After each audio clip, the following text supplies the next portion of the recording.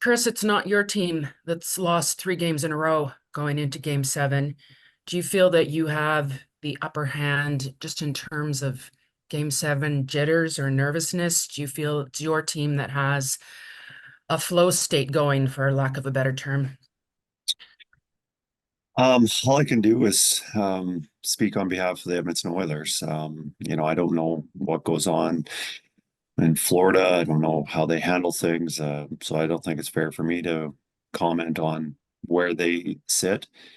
Um, I just know that from my experience with my team, how we've handled elimination games.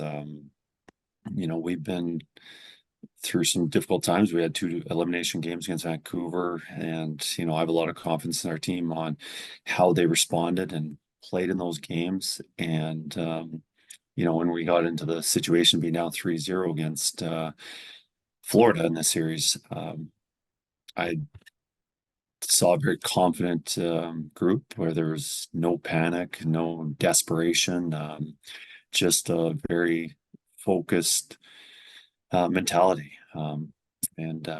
So I like where our team is. I liked our team where they were when it was down 3-0, and I definitely like where they are now. Other questions for Kris?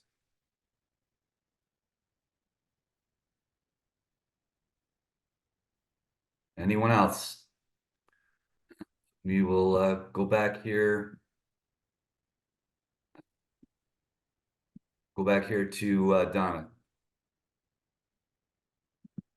Thank you. Yeah, there you go. Thank you. It's obviously it's always important to score the first goal of a game. Even in the regular season, it's a good thing. But how magnified has that become in these last 3 games? And again, I'll go back to um, you know, scoring first. Does it get you again in that kind of flow state? Um, Anytime you score first, and one, it calms a lot of jitters. It also forces the opposition to open things up a little bit more and maybe not play with as much defensive structure as they would like, just because they're trying to get back in the game and forcing um, to score that next goal. So it kind of alleviates a little bit of pressure on your team. But I don't know what the records are when one team scores the first opposed to the other, but it just definitely allows you to play your game. We'll go next to Alexander. Go ahead, Alexander. Hey, Chris, can you hear me? I can, Alex. Um, in last night's game, there were some mistakes by the Panthers, also some forced mistakes that led to the first 3 goals, and that gave you another 5 goal game. Now, over the last three games, you had a lot of offensive power. Do you expect that to be diminished more in game 7 with a more defensive minded game? I'm not sure what to expect. The first 3 games, or I should say 2 games in the first 2 periods of the third game, um, we were very unfortunate not to score goals. And, a lot of that has to do with luck. A lot of that has to do with goaltending. But I thought we had enough scoring chances to put up more goals than we did. And there was only, a certain amount of time where we were going to be held off the score sheet for as long as we were. And, it's that kind of changed out of the end of the game 3 in the third period. We were able to score a couple goals there and led to a huge outburst in the game 4. Now, do I think we had enough scoring chances to score 8? No, but I think things usually work out, and we capitalized on probably more chances than we usually would in a typical situation like that. Going into game 7, both teams are going to be very desperate, hardworking, but sometimes when you are more desperate and you work harder, sometimes there's more mistakes. And which when there's mistakes, that's usually how the goal chances occur. So, going into game 7, I can't really expect what kind of game it's going to be. I just know that our players are going to be excited for it, loving the challenge. They've been enjoying this whole process. Other questions for Kris? Anyone?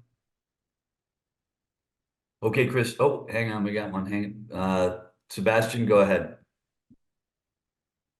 Hey, Kris. I just wanted to ask you about your Swedish trio of players. If you could speak about how you feel like they've performed, especially in this series.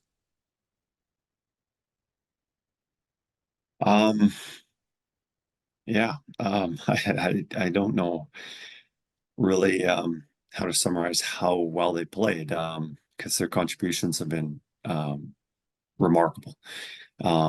Starting with Ecky's been tremendous throughout the whole regular season and throughout the playoffs. And during the playoffs, we had a little bit of scare. He was sick through one series where he was really under the weather for almost all of it. But he came and played some really good hockey for us. And I think you know the pairing of Bouchard and Ekholm have been really important for us.